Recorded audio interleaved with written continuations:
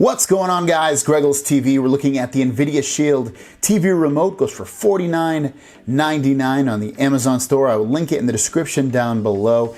And it is a companion to the NVIDIA Shield TV. It was designed specifically for that, so it's only really going to work for that system. So let's open this up, see what's inside, and go from there. So right when you open up the box, you immediately see the controller. The controller is very thin. It feels almost like an Apple remote. It's all metal and it feels good quality. It feels really nice. Also in the box, you get a charging cable. It's a micro USB charging cable. And lastly, you get a quick start guide and a support guide.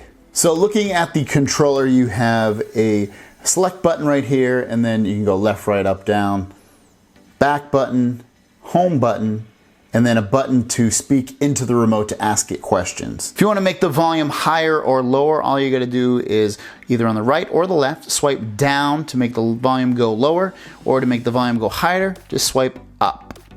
At the bottom of the remote, you can see you get a micro USB cable and a port to plug in some headphones. So if you want to listen to the audio without anyone hearing you, you can plug headphones at the bottom of this remote and listen. All right, let's get to the setup. All right, so the first thing you want to do is go on your NVIDIA Shield TV and go all the way down to Shield Accessories, and then click Connect an Accessory.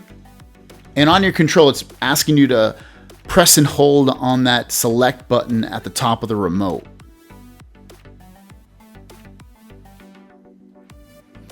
All right, and it connected. So I'm going to test this controller out a little bit. I'm going to hit the home button.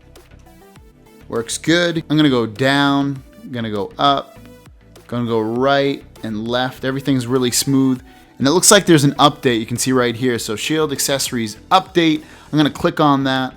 So you always wanna do these updates when you get a new remote, just because it might add functionality, fix bugs, stuff like that.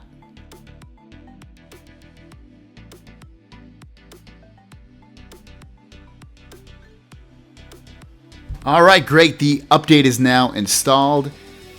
And let me try to speak into the microphone on this remote. Cody. So there you go. Works awesome. It's really quick. I'll ask it another question. What's the capital of Massachusetts? And you can ask it questions like that. So this works really well. The build quality is awesome, feels exactly like an Apple remote, like I said. Really slim, made of metal. It's really cool looking, all black.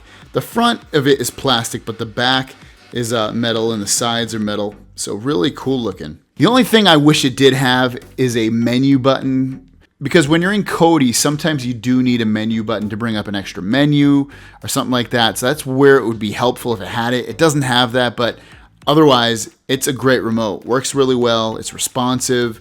It feels good in your hand. It's cool looking. It's got everything, really. If you guys want to pick one of these up, I will link it in the description down below. If you have any questions or comments, leave those down below as well. And I'll see you guys down the road.